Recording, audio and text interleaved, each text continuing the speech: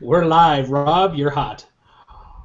Wow, that quick, Jackson. Okay, so welcome to Because Money, and we're happy to be here with special guest John Robertson, the holiest of holy potatoes from holypotato.net. Welcome, John. Hi, Rob. Hi, Sandy. Hi, Jackson. How are you guys? Good as always. We're doing awesome. Living the So dream. today, I thought we thought we'd have a fun discussion here about the value of online advice or anonymous advice. So obviously, we all write blogs, and one soon to be book, or you already have a book in the queue, but got another one on the way, John.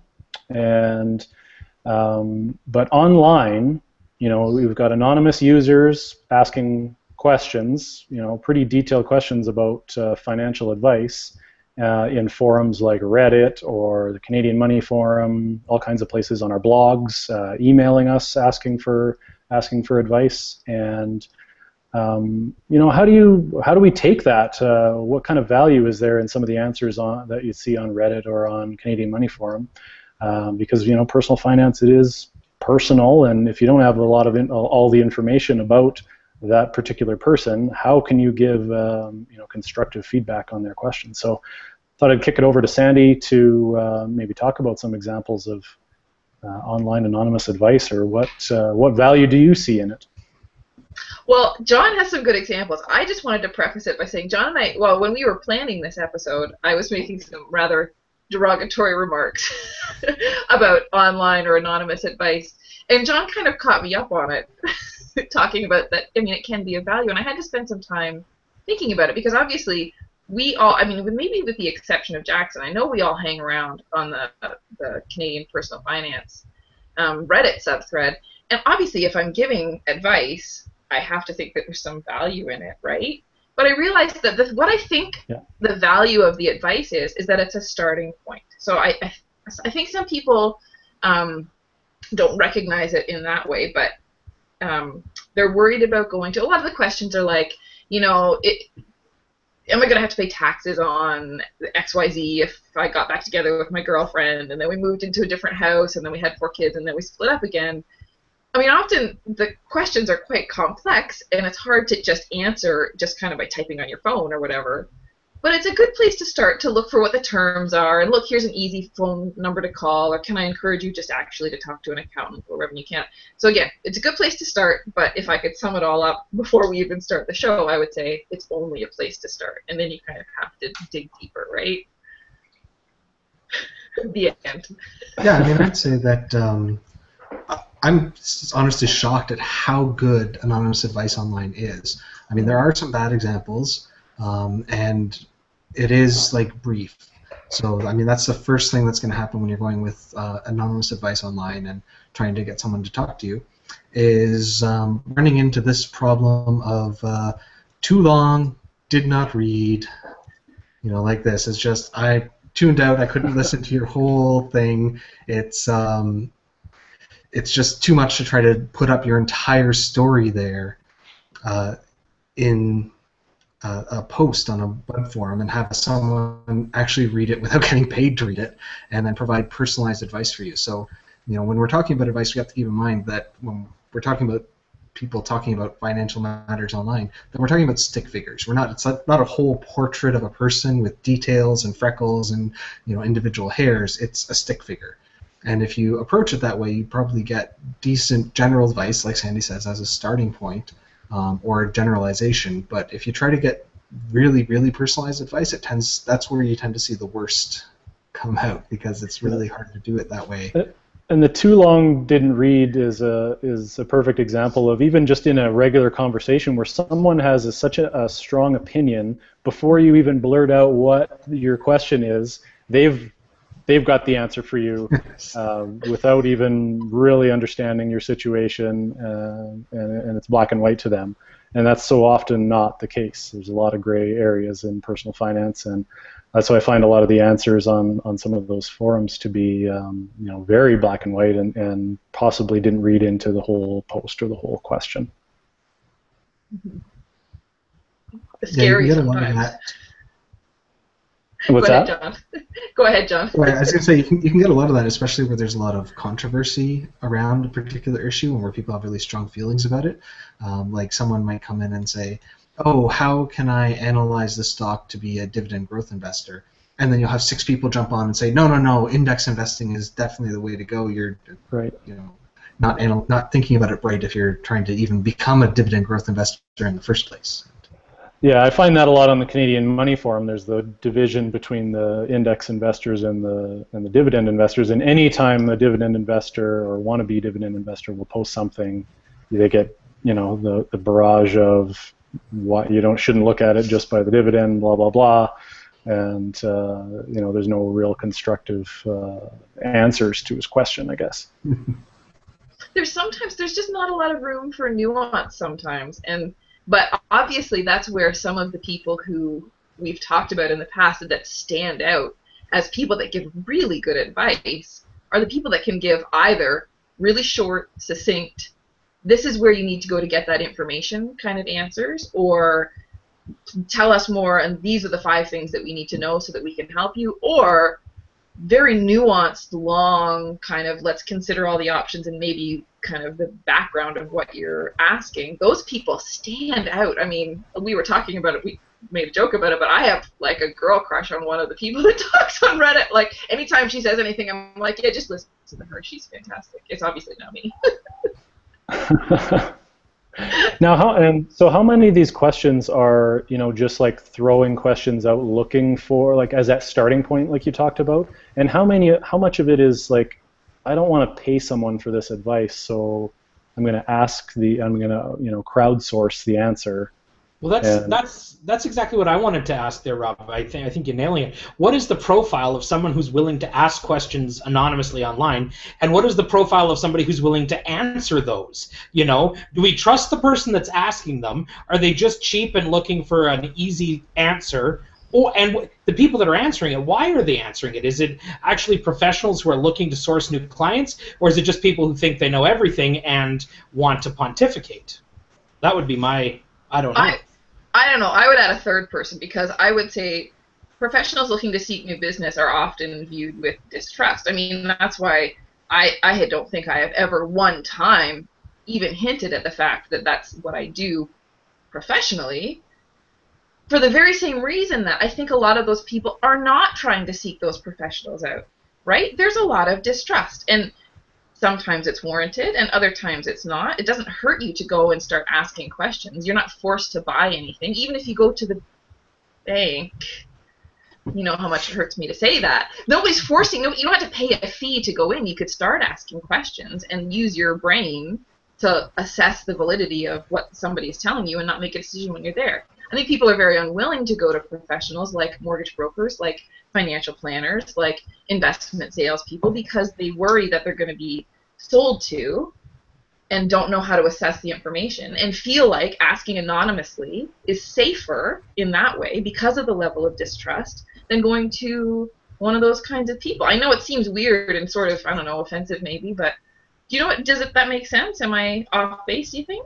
It makes sense, and I think a lot of those forums do discourage that open solicitation of business. Like, I'm not going to put in my signature that, fee only planner, or even links to your own blog if you're just kind of trolling for traffic.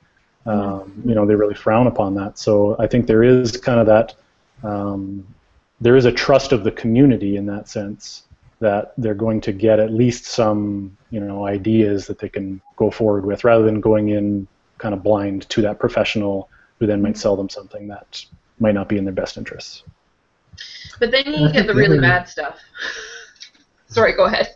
Sorry, I think the other type of person who goes online looking for advice is someone who isn't necessarily distrustful of bank-based or for-profit-based advisors. It's just they don't want to bother someone. It's like, I just have a little question, and I don't really want to go and bother someone, and especially if they're still under the impression that people at the bank work for free.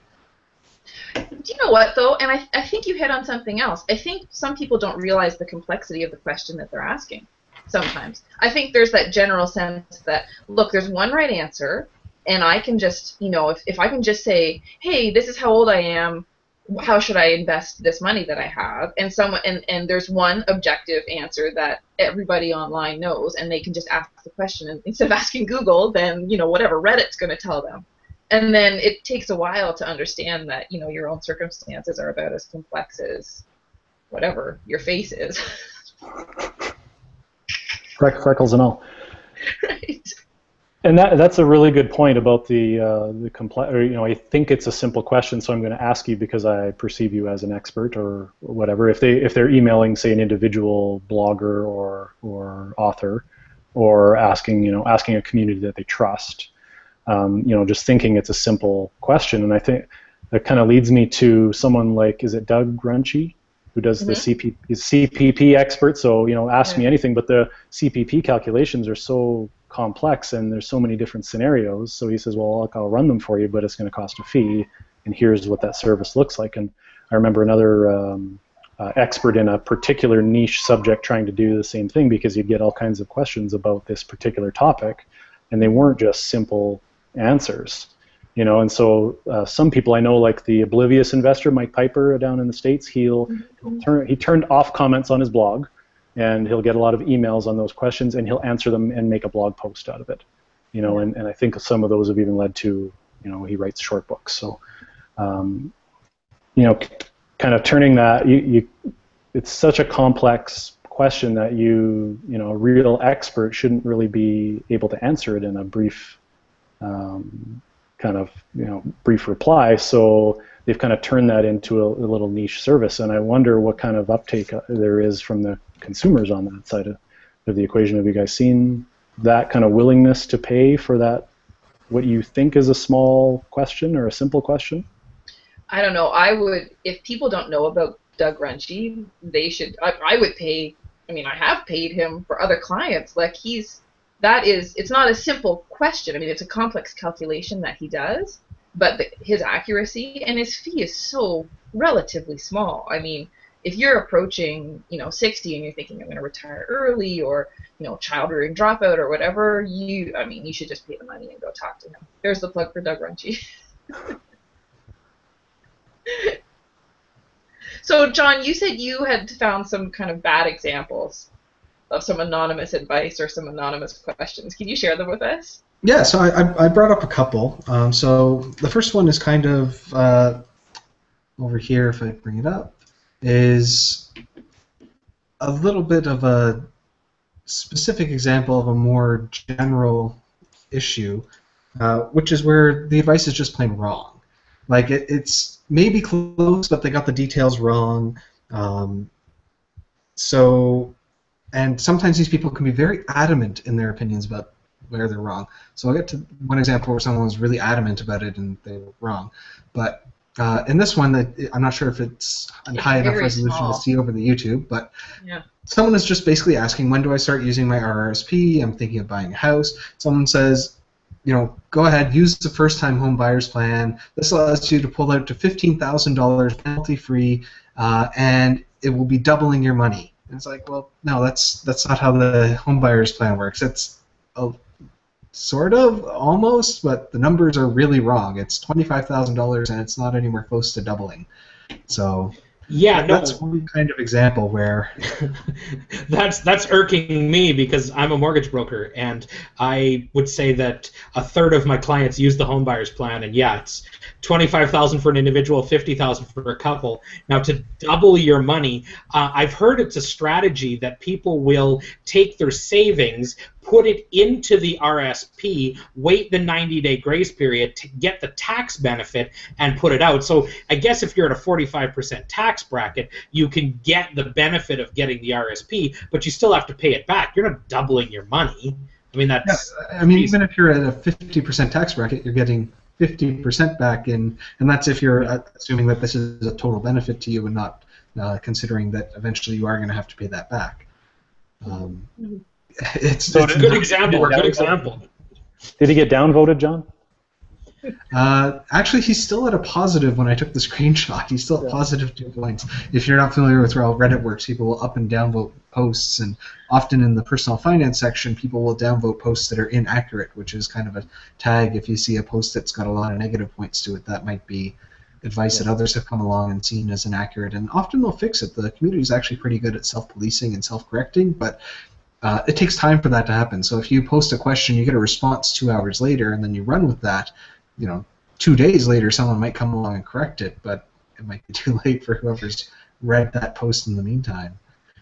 So another case where someone was really adamant about something that just wasn't correct was a discussion about index investing using TD's E-Series, which are a very popular option for index investors who want to go with a low-fee, fairly easy-to-use mutual fund.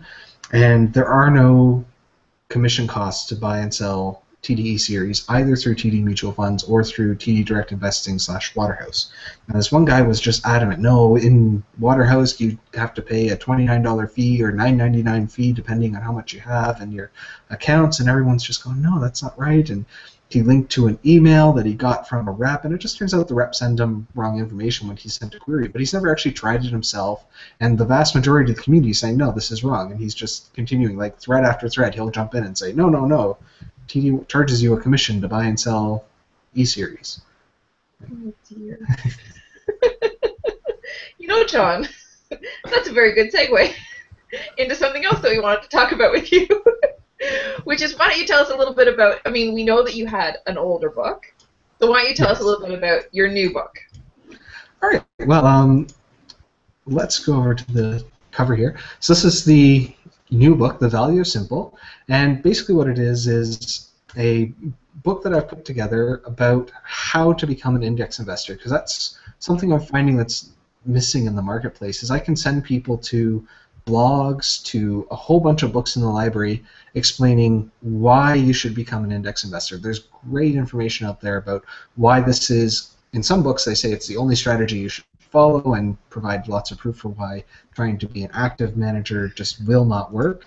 But even if you take the weaker view of that, for someone who doesn't really know what they're trying to do, who doesn't have the patience to analyze a balance sheet and really dig into kind of Benjamin Graham type investing or some of these other investing styles that require a lot of time and effort and expertise, index investing is a great way to go to save fees, avoid paying all those bank fees for advice that you're not getting, and it's very, very easy to do. The problem is none of these books actually tell you how to do it.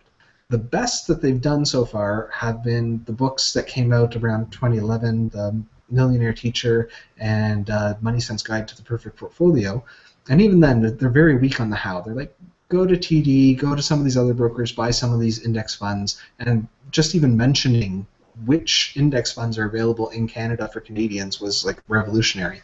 So this book is all about the hows. It's how do you set up an account, how do you buy, how do you create an asset allocation so that you can split it up, what all these terms mean, and it's trying to make it very friendly for people who aren't experts in this field so that they can pick it up, read through it, and actually get started on their own. Or if they don't want to get started on their own, at least they know what's involved in doing that part of it so that they're paying someone else to do it for them. They know what value they're getting there.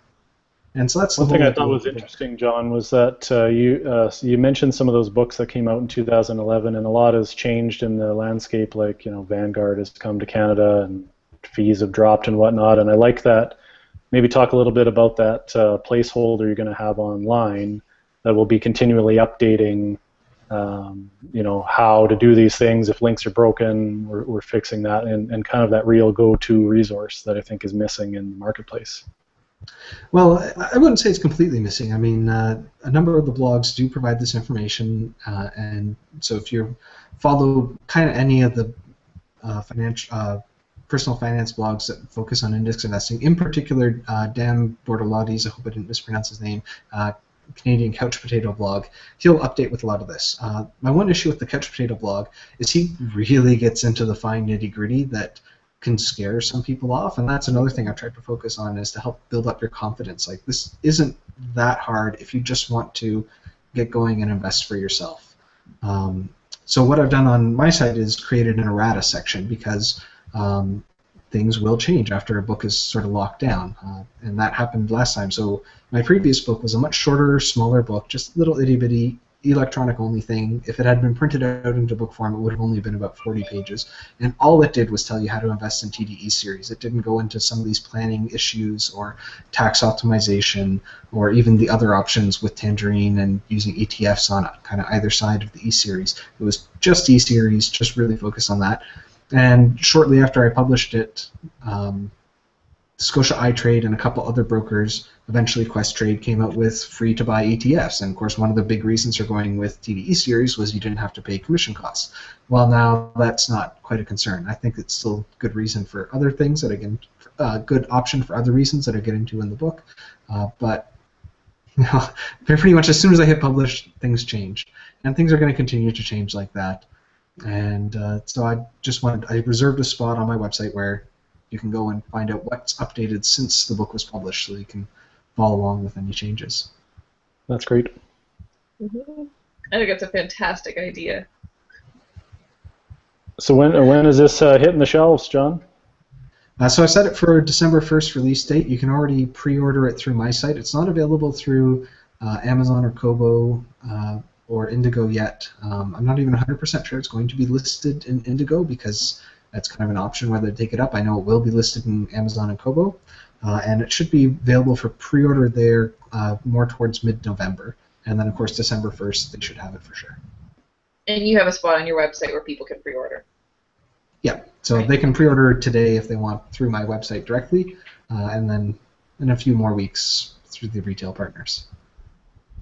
That's pretty fantastic. So, okay, so let's go back. Let's go back one step. Back to anonymous. Back to anonymous for a minute. So we had some specific examples. Can you think, or anecdotally, Rob or Jackson, can you come up with like the very worst question you can think of to ask anonymously, or not anonymously? For people to answer anonymously. Sure, for people to answer anonymously.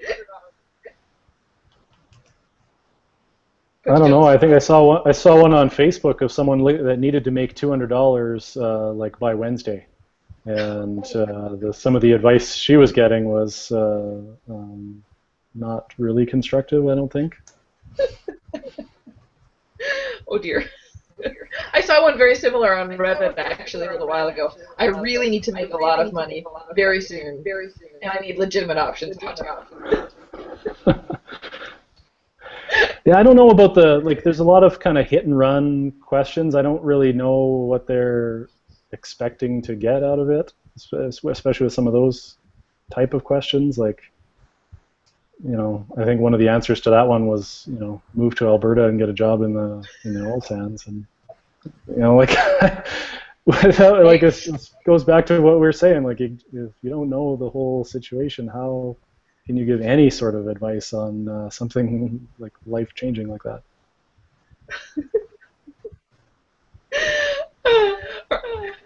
Are we just going to tell silly stories for the next 5 minutes? Sure. You had to have heard a bad one, Sandy. No, I've never heard a bad one. Yes, I have. No, the ones that I see all the time are like, I'm 27, this is how much I spend on food, and this is how much I spend on gas. Can somebody tell me if that's okay? And Right. I don't understand really why you'd ask that question to the internet.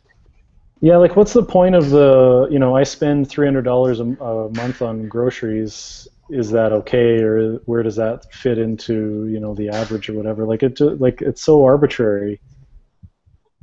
Nobody ever asks, like, how many kids do you have? Well, no, I don't know. I just don't see any, like, okay, well, I spend $400. Well, okay, well, where are you shopping? You know, it has no, whatever you're spending on it has no bearing on my family life or even how I categorize in my budget what groceries is. You know, to me, groceries includes, you know, toilet paper and stuff you'd buy at the grocery store, because I'm not going to break down my whole bill. You know, so, yeah, okay, my bill is a little bit higher.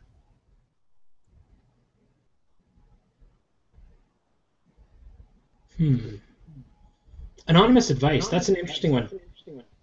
Is this me? Is somebody not wearing headphones? Because I'm getting a lot of echo. Is that you, Rob? Nope, I'm wearing headphones. Weird. Maybe it's me. Anyways, no.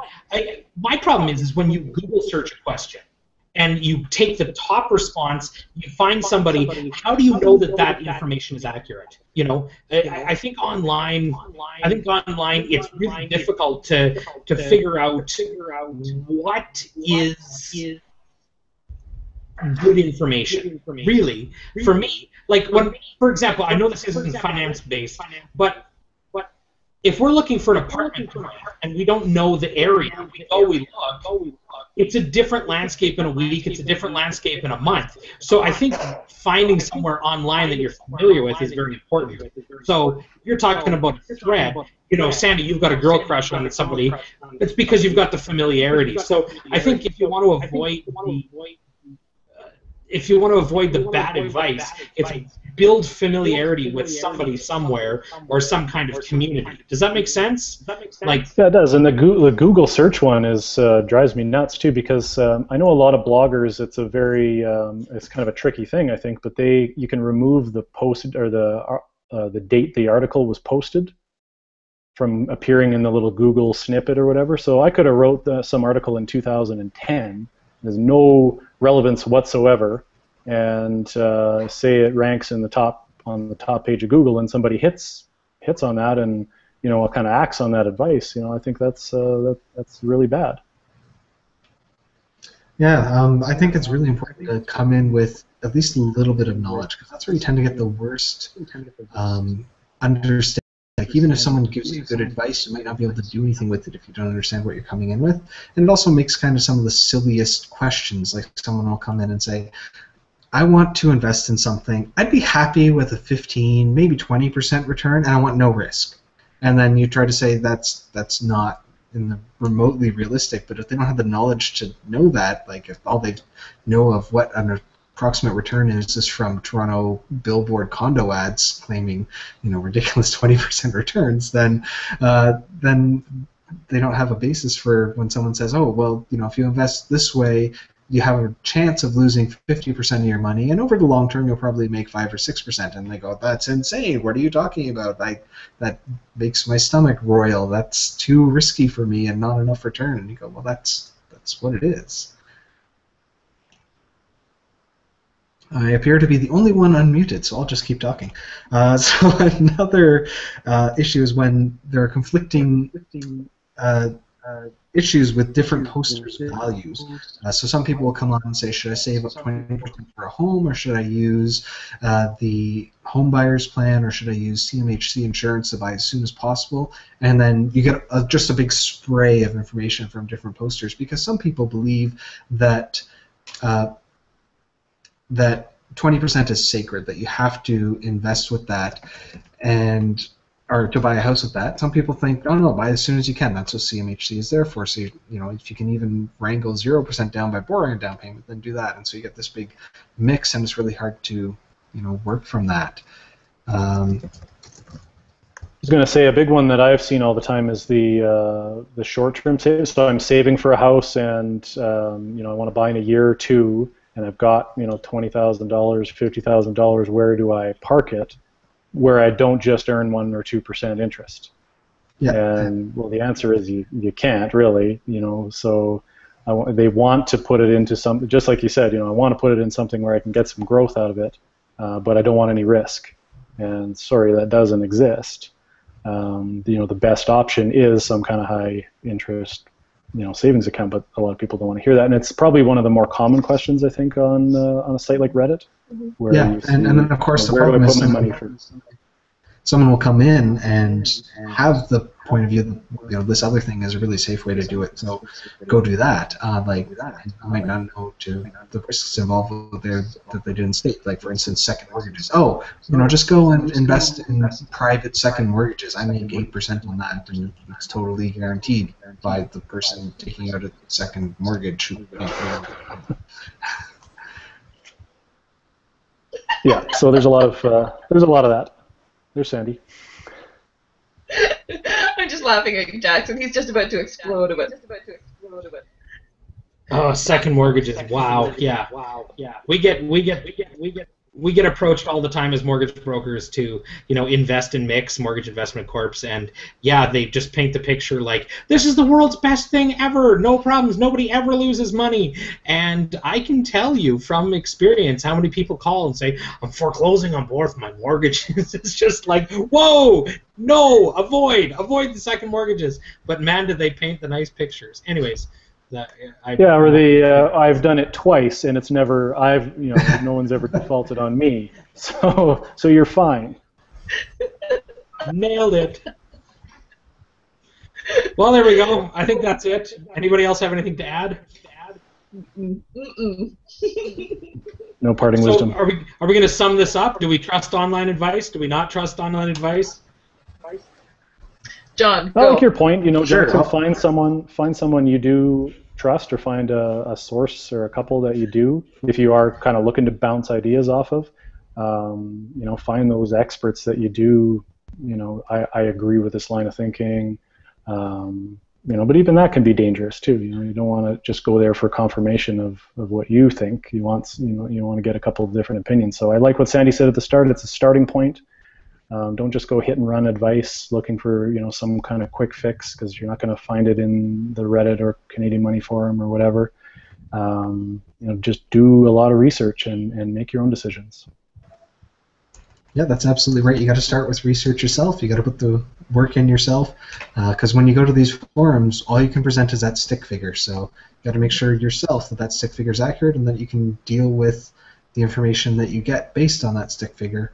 And that you're going to have to vet it yourself, because a lot of it's really good. I'm really impressed and really touched that a lot of people who are knowledgeable put the time in, but there is also a lot of bad advice. So unfortunately, it's buyer beware, although it's free advice, or reader beware of what's out there. It's up to you to do the homework. I think that's good. I like it. Sandy, you got to say something intelligent, then I'm going to stop the broadcast. Oh, good Lord. We'll be waiting a while. All right. Goodbye.